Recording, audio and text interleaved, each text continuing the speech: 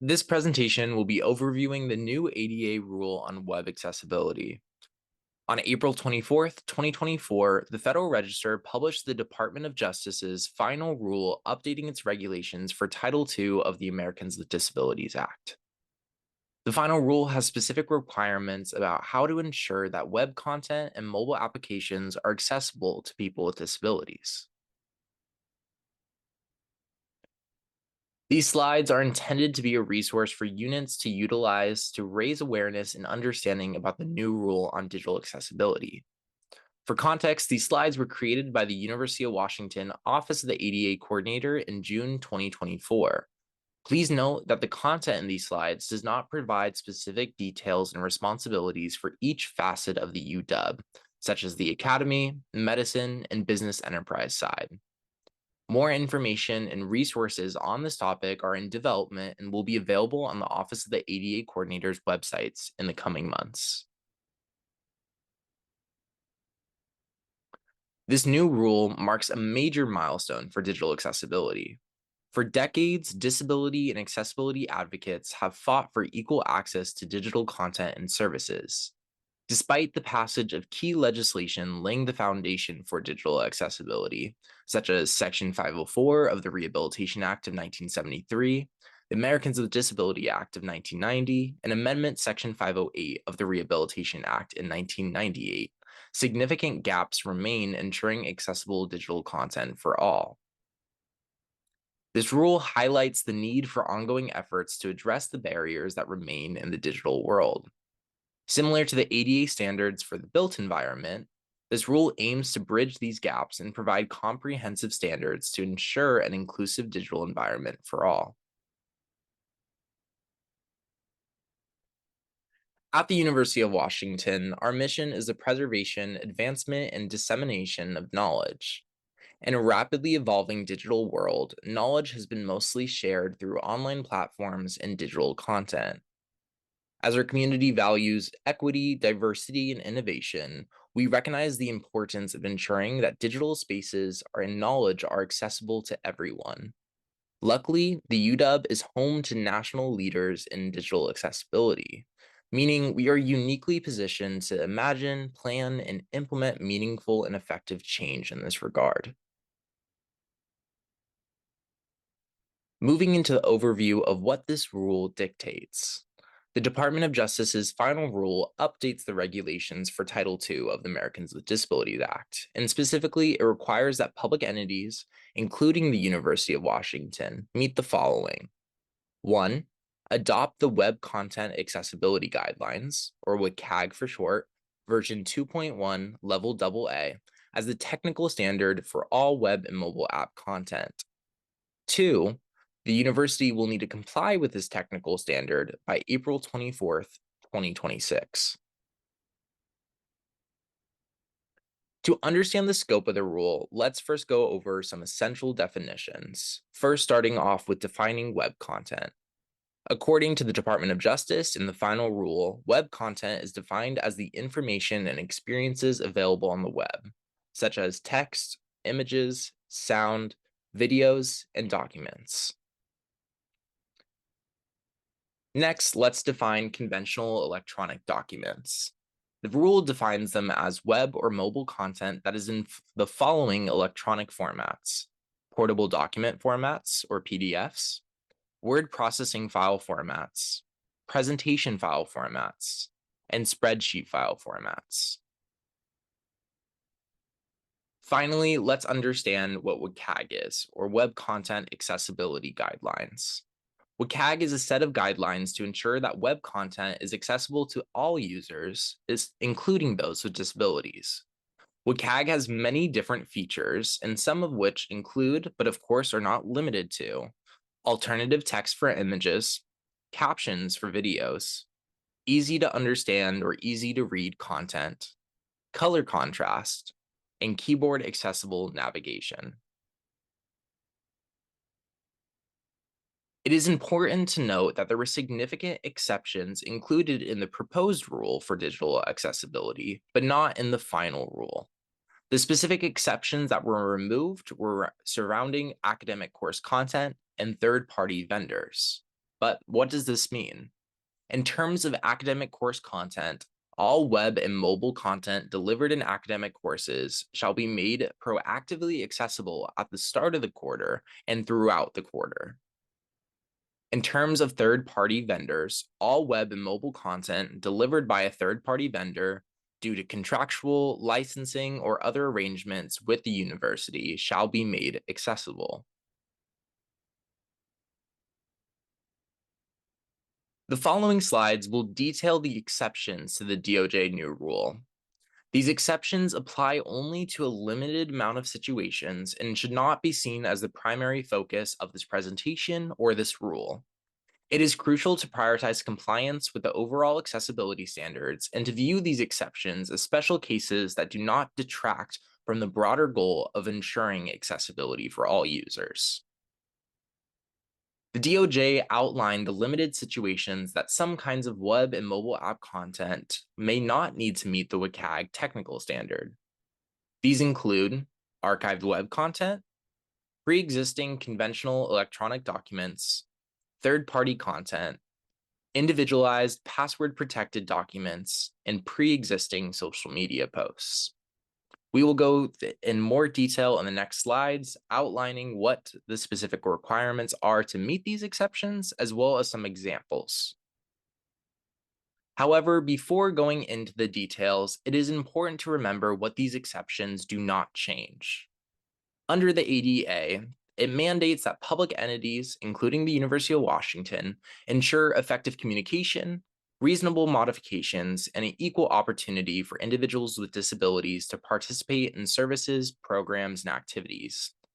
Even if web or mobile content is not required to meet WCAG 2.1 level AA under these exceptions, the UW would still need to provide accessible content if any accommodation is needed and/or requested. Now let's move into these 5 exceptions, first starting with archived web content. Web content in this regard is not required to be accessible if all of the following criteria is met. 1, it is created before April 24th, 2026, and 2, is kept only for reference, research, or record keeping, and 3, is kept in a special area for archived content, and finally, has not been changed since it was archived.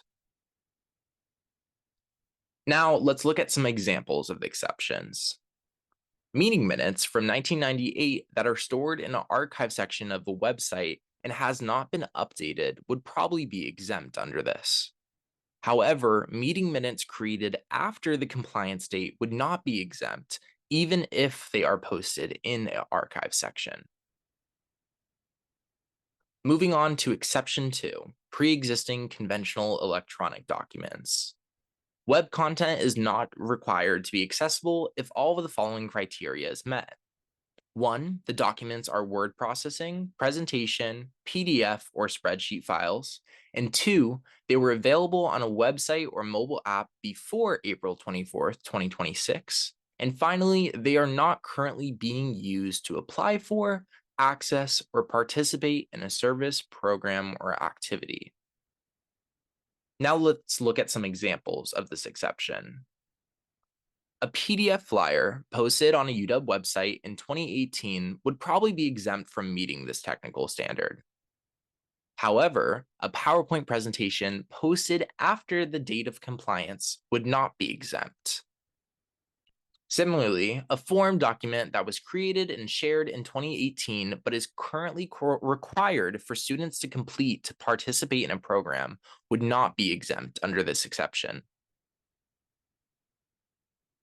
Moving on to exception number 3, third-party content. Web content is not required to be accessible if the following is met. It was posted by a third party where the third party is not posting due to contractual, licensing, or other arrangements with the university. In terms of examples, one would be a message that a member of the public posts on a university online message board would probably be exempt. However, content posted on a UW website and was posted by a contracted consultant with the UW would not be exempt under this exception. Exception 4, individualized password protected documents. Web content is not required to be accessible if all of the following criteria is met. 1, the documents are word processing, presentation, PDF, or spreadsheet files. And 2, the documents are about a specific person, property, or account. And 3, the documents are password protected or otherwise secured. Some examples of this would be a PDF version of a student's transcript on a password protected website would probably be exempt. Similarly, a PDF version of an individual employee's worker documents found on Workday would probably also be exempt. Finally, let's move on to the last exception, pre-existing social media posts. Web content is not required to be accessible if the following is met. A post was published before April 24th, 2026.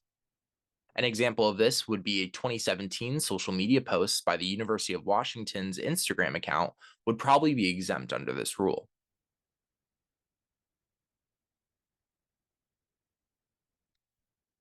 The University of Washington has been preparing for this final rule.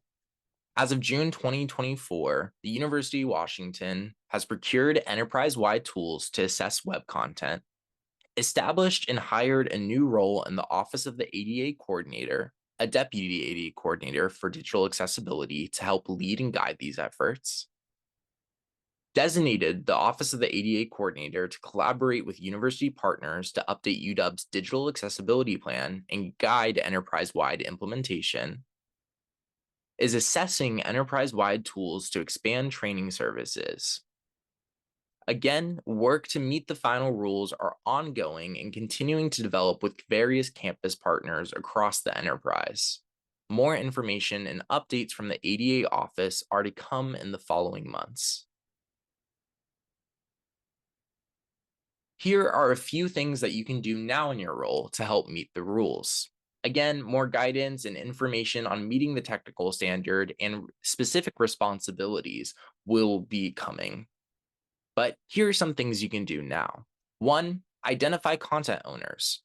Who owns and creates content in your division, whether that be course content, content on a public-facing website, or content on a mobile app. These folks are going to be the ones most impacted by this new rule. 2, remove items per your department or unit's retention schedule. And 3, determine which remaining content should be archived. Cleaning up items that are outdated and no longer in use can reduce the amount of content that will need to be remediated later. And finally, sign up to receive communications from the Office of the ADA Coordinator. To sign up for the ADA newsletter, feel free to visit the ADA office website at www.washington.edu/ADA. Finally, we have compiled some resources for continued learning about the rule as well as accessibility at the UW. First, we have the Accessibility at the UW page. This is the digital front door to accessibility across the UW enterprise. Here you can find information on how to make websites, videos, and documents accessible underneath the Technology tab. Second, the DOJ fact sheet summarizing the final rules. This fact sheet provides a high-level summary of the new Title II rules, and much of the information presented in these slides were sourced directly from this resource. Third, we have the Office of the ADA Coordinator's website. Here you can sign up for the ADA office newsletter, as well as stay updated on all education and resources surrounding the final rule. Next, we have the UW Accessibility Technology website.